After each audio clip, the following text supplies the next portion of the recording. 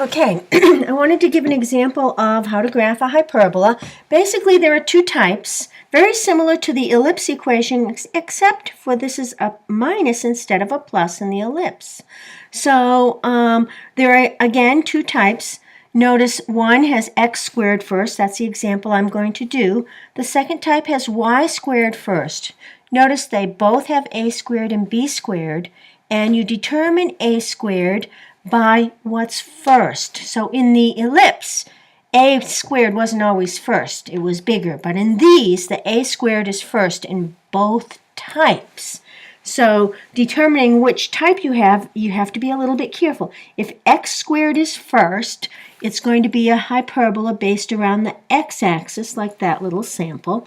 If y squared is first, it's going to be a hyperbola based around the y-axis. So let's get to how do we graph these things. Well, first, determine the a squared and b squared. So we said a squared is 16, which means a is 4. B squared is 9, so b is 3. We have to use the equation a squared plus b squared equals c squared to get c, because c gives us the focal points or foci of the hyperbola, which are important points inside the curve of the hyperbola on each side. So there's two, one for each curve. All right.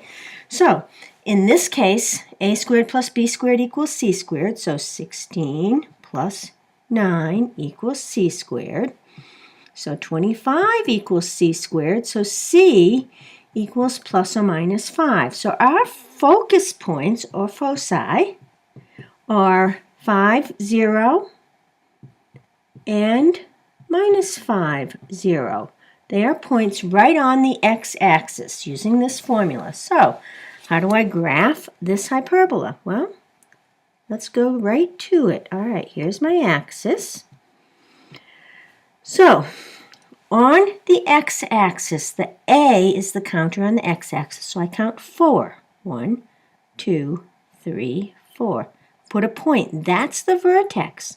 1, 2, 3, 4 in the negative direction. That's also a vertex, so that's minus 4, and that's 4. Now, my hyperbola is going to be sketched, having that as a vertex, but I'm not going to sketch it in right yet because I need some more guidelines in terms of how that sketch really looks. So on the y-axis, I'm going to count up 3. 2, 3, 1, 2, 3.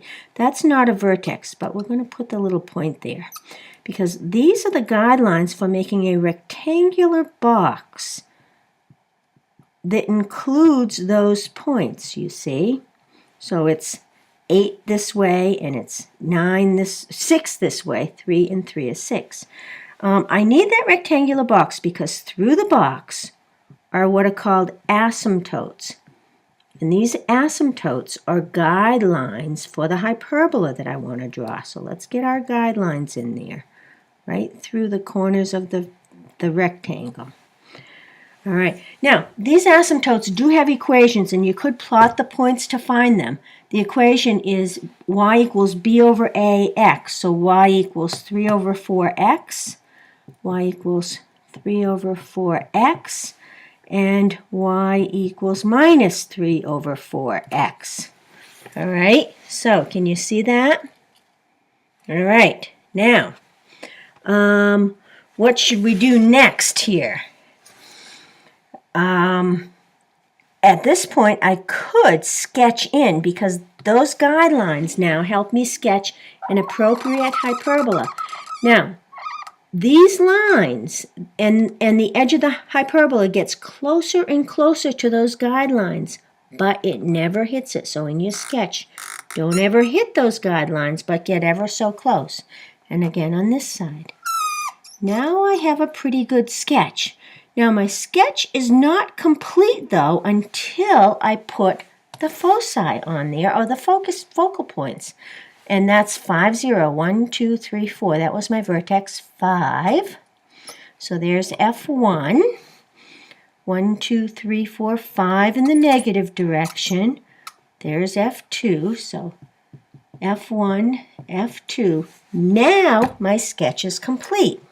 So sketching the hyperbola is not that hard. Now, if you wanted, you could pick some actual points. Since my vertex is over here at 4, I could pick any point bigger than 4 and plug it into this equation for x and solve it for y and get some official ordered pairs to graph if I wanted. I'm not going to do that, but I'll let you do that. And that way you'll know how good your sketch is if you really plot some real points on that. So good luck. And remember, when you do the other one, when the y squared is first, your a is still the first number squared. So make sure you do that part correctly, and good luck with this. Okay, there's one other special case of the hyperbola I do want to talk about, and it's this one here, xy equals 2, or xy equals 3, or xy equals any sort of number. That also is a hyperbola, but you'll notice it doesn't look like these two. And it's a little bit different. In fact, it's the hyperbola that comes out in this quadrant and this quadrant. And there's another one similar to this. If I had xy equals -2, it would be the hyperbola that comes out in this quadrant and this quadrant.